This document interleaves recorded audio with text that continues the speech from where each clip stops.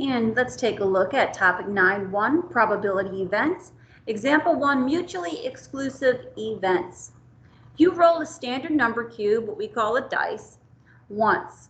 Let E represent the event, roll an even number. Let T represent the event, roll a 3 or a 5. So we have these following outcomes. We have event E. We could roll a 2, 4, or 6. Remember, a standard die has 6 sides. So out of those 6, 2, 4, and 6 are even. Event T is roll a 3 or a 5, so that would mean you'd have to roll a 3 or a 5. So between these two, you've got 5 outcomes that are either even numbers or 3 or 5. Our sample space, the total sample space,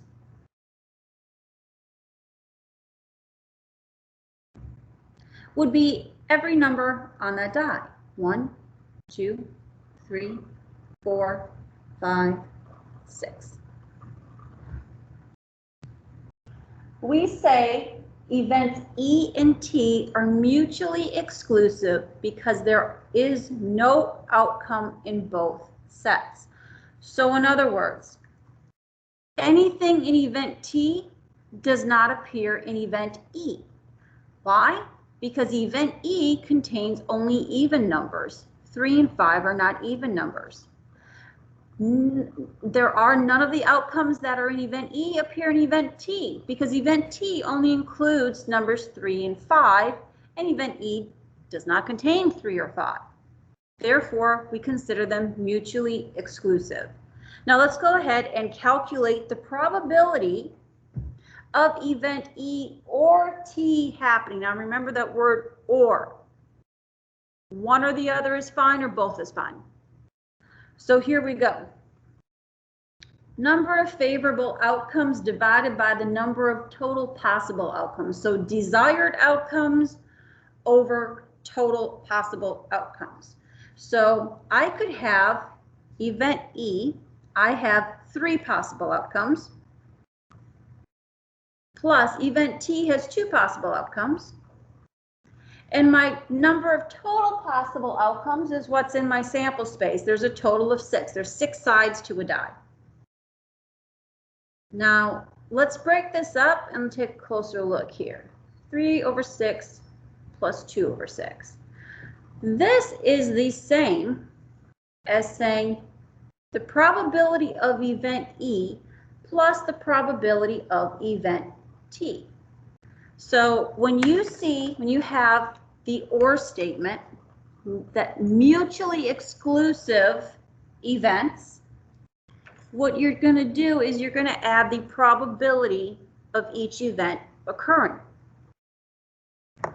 So to wrap this up, we get 5 over 6. So the probability is 5 out of 6 that event E or event T will occur. So now let's take a look at B. You roll a standard number cube once.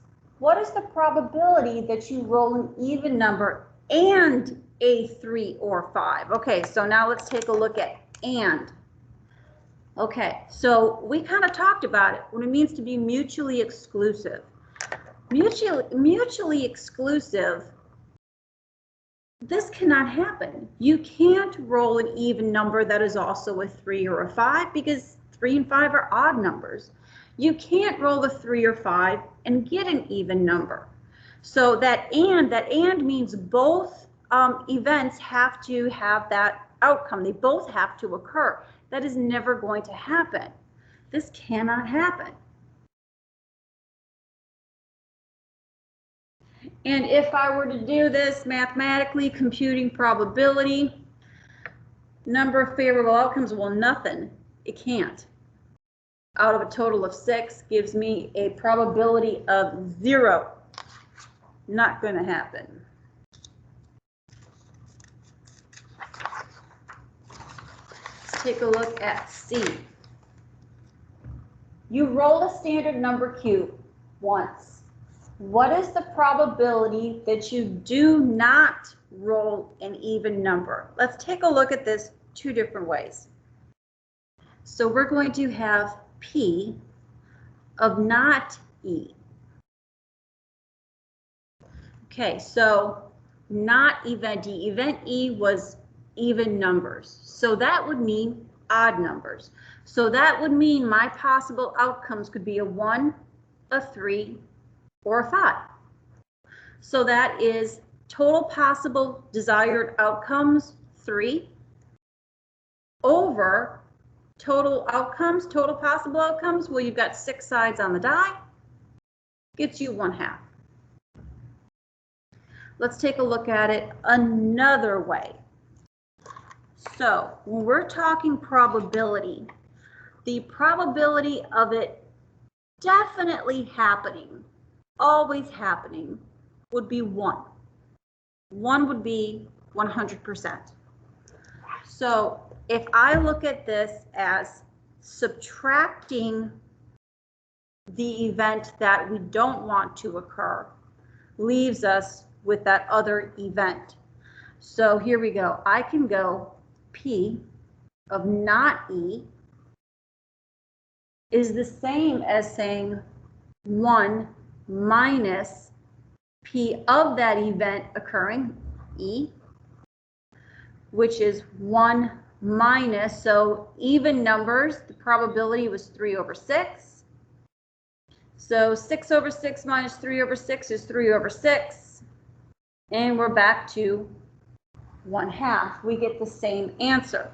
So in this situation, we used what's called the complement. Let's take a look here. Probabilities of mutually exclusive events. And again, this is if A and B are mutually exclusive events. Then if you have this or statement, you're going to add the individual probabilities. If you have a mutually exclusive event and you see that and statement, probability will always be 0.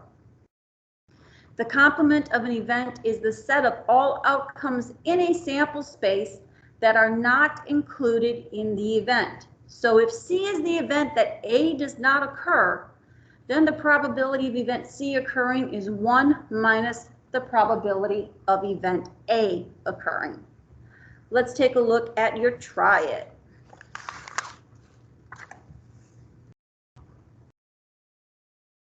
I recommend that you pause the video, jot it down, try it, and then come on back and see how you did. A box contains 100 balls. 30 of the balls are purple and 10 are orange. If you select one of the balls at random, what is the probability of each of the following events? So let's kind of stop here and take a look at what we have. We have 30 purple balls. So I'm going to go lowercase p equals 30. And we have 10 orange. So I'm going to go lowercase orange, lowercase o, equals 10. And the total amount of balls I have, total is 100. So now let's calculate the probability of the ball is purple or orange. So probability of P or O, which means these are going to be mutually exclusive. And I see that or statement. So that means I add the individual probability. So this is the same as saying P of purple plus P of orange. So the probability of picking purple, 30 over my total was 100, plus the probability of picking an orange. I've got 10 orange balls out of 100 total balls, which gets me 40 over 100. I can reduce that down. Okay, so 2/5. So this is an acceptable answer. You could also write this as 0.4. 2 divided by 5 is 0.4. Another acceptable answer. You could also write this as a percentage. This is 40%. And it depends on how your question, your homework, a test, how it's worded, it might tell you how it wants the answer presented. But any of these three, they mean the same thing. They're all three are correct. So now let's take a look at the ball is not purple and not orange. Okay, so that means P of not P or O. Well, this is a complement. So complement. So we are looking for everything that wasn't included here. So we have a few options. You could grab either one of these. If you do 40%, you'd have to subtract that from 100%. Let's do the fraction. 1 minus, and actually let's write this out. P of P or O. 1 minus the probability of pulling a purple or orange. That will get us the probability of pulling any ball that isn't those colors. 1 minus 2/5. And that gets me 3/5, which if you convert that to, let's see, that's going to be 0.6, which is also 60%. And notice too, 60% plus 40% is 100%. 3/5 plus 2/5 is 1.